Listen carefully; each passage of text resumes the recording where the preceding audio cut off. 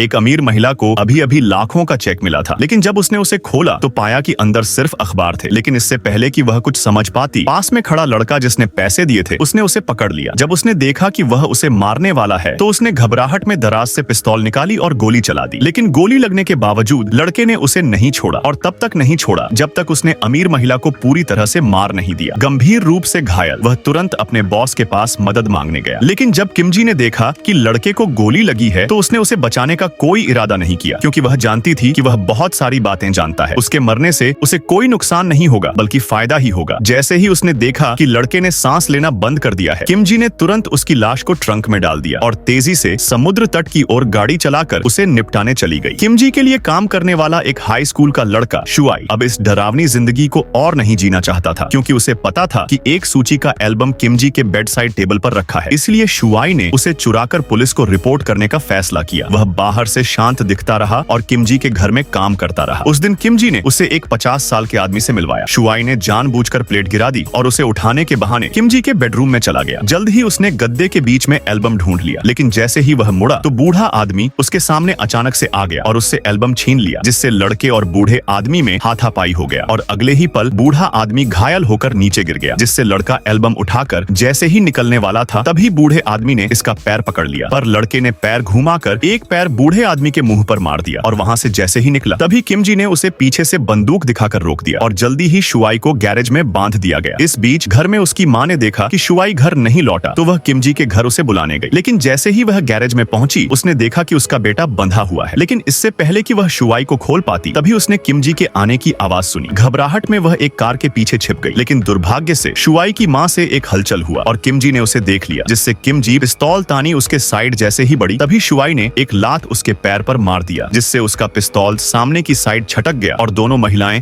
आपस में भीड़ गई। तभी अपनी मां को संकट में देखकर शुआई ने एक पेचकस अपनी मां के साइड सरका दिया, जिससे शुआई की मां ने पेचकस को किमजी के कमर में खोस दिया और अपने बेटे को बचा लिया। लेकिन इससे पहले कि वे खुश हो पाते, किमजी ने उठकर पिस्तौल उठा ली और जैसे ही चलाने वाली थी तभी शुआई की बहन समय पर आ गई और किमजी को मार गिराया। इस तरह तीनों परिवार के सदस्य आखिरकार बच गए।